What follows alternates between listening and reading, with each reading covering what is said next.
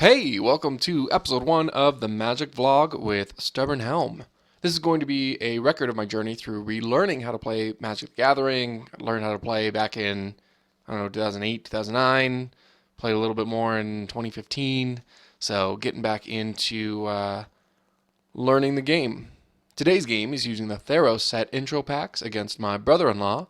He's playing the Orzhov deck from Nyx, while I'm playing the Izzet deck Manipulative Monstrosities. So let's get into the game.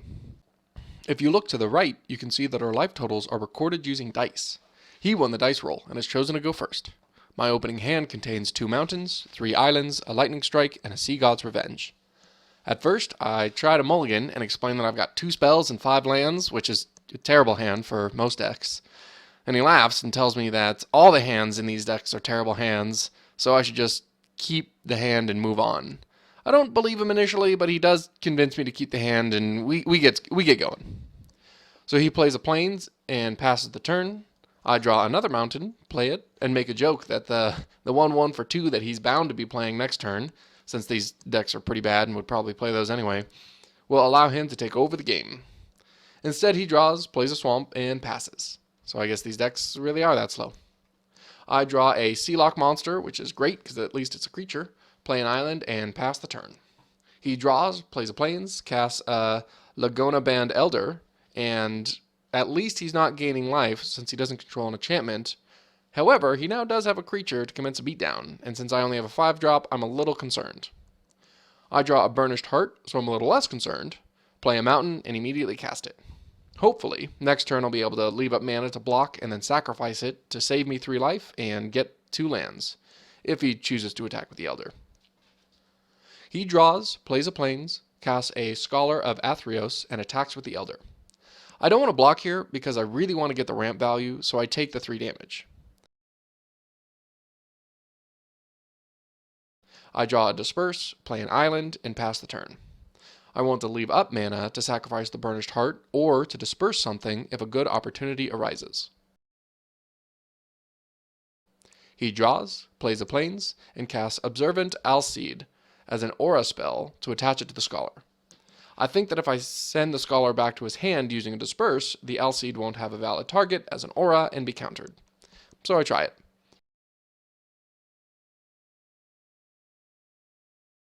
We argue about what should happen for a couple minutes and look up the rules.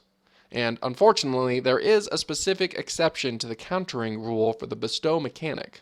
So, instead of getting countered, Alseid enters as a creature, and I would call that a punt. Instead, I should have let it resolve and sacked the heart like I planned to have gotten in the ramp. That way I could have dispersed the next turn, and he wouldn't have gotten in any extra damage.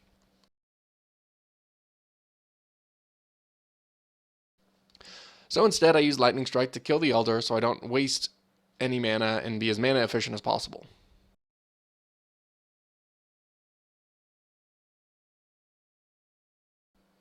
I draw Volcanic Geyser, play an island, cast Sealock Monster, and pass the turn.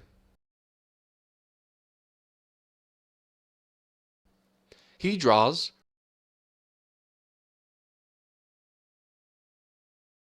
recasts the Scholar, and then casts Ordeal of Helioid attached to the Alseid.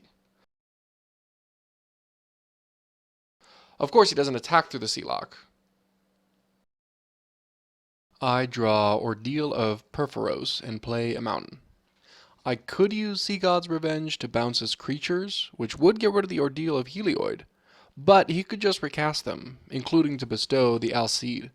So instead, I cast the Ordeal of Perforos on Sealock, since the plan is still to sack Heart and I'm not going to waste it there.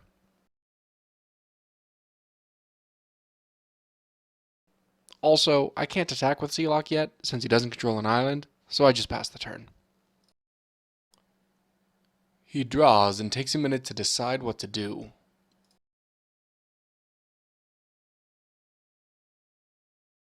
And casts Traveling Philosopher, but I still have a 5/5, so it isn't worth attacking. Since I have the mana up, I'm going to sack the heart and get a mountain and an island. I could keep waiting to use it to block and sack, but I'd rather be mana efficient here.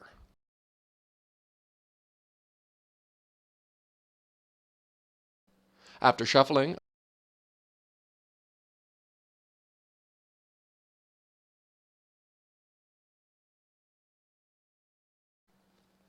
I draw Curse of the Swine, and here he's making a joke about how terrible of a card Sealock is, and how expensive using Monstrosity is. But of course that's what I'm going to do.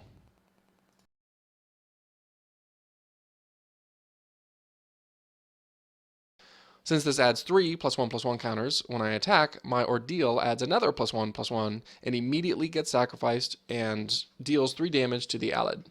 This way, he has 1 less blocker, and my 9/9 can get damage to his face sooner, and he gets no value from his Ordeal. He blocks with the Philosopher and is left with not much in defense.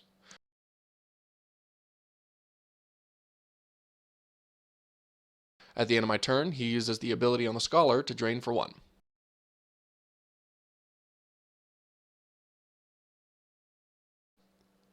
He draws his 6th mana, so he can vanquish my Sealock,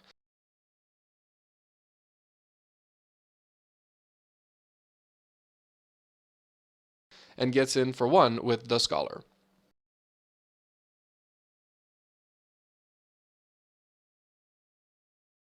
I draw a Crackling Triton and immediately cast it.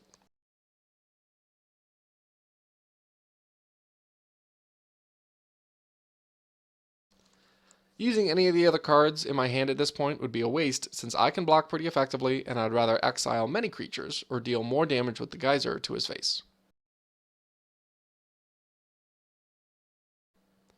He draws and casts another Observant Alcid as an enchantment on a Scholar, so much for blocking effectively. I mostly have sorcery, so I can't do much about it.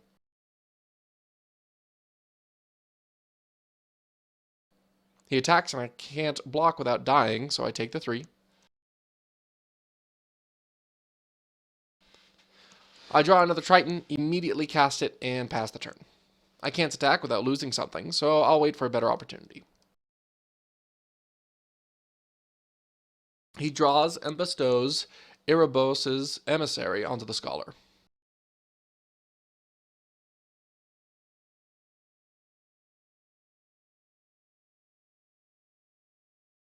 When he attacks, I chump block with a Triton so I can sack it and deal 2 damage to his face without losing any life.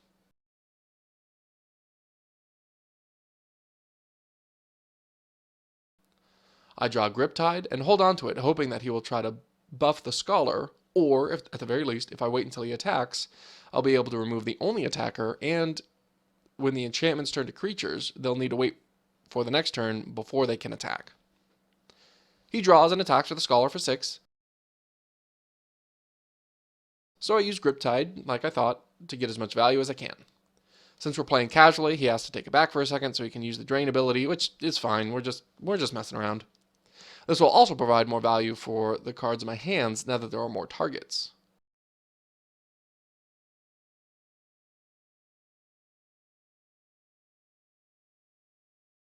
I draw an island and immediately play it.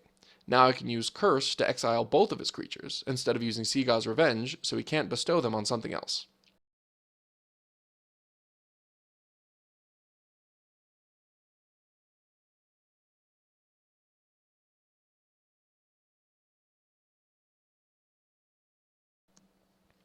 He draws and casts Scholar again. He can't attack without losing something, so he passes the turn. I draw Rage of Perforos. I cast Seagod's Revenge, targeting all 3 creatures, which removes the tokens and sends Scholar back to his hand yet again. This is about the most value that I could have gotten out of this card, which is great. During the scry, I see Ill-Tempered Cyclops, and now I'm looking for creatures, so I'll leave it on top. And then I can get him for 2.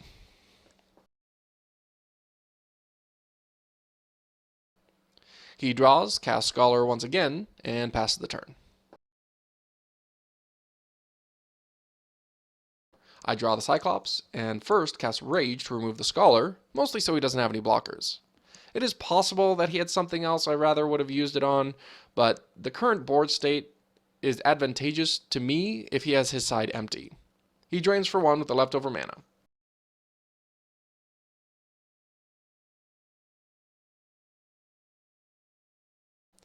During the scry, I see another Sealock monster, so I leave it on top to be able to apply maximum pressure next turn. I get in for 2 before casting Ill-Tempered Cyclops.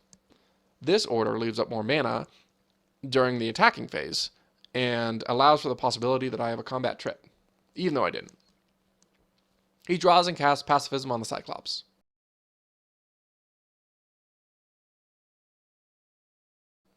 I'm sure he would have rather to waited until I spent the mana on Monstrosity, but that would have meant he would have had to take 6 damage when he didn't have to.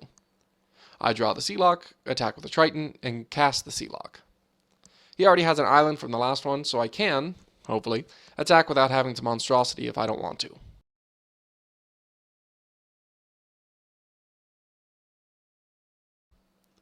He draws and doesn't seem to have anything helpful, so he passes the turn.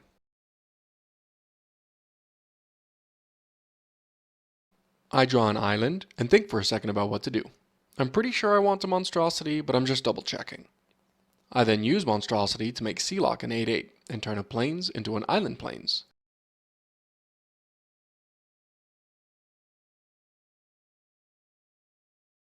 And swing with both for 10 damage. With Volcanic Geyser, I can win next turn, as long as he doesn't gain any life.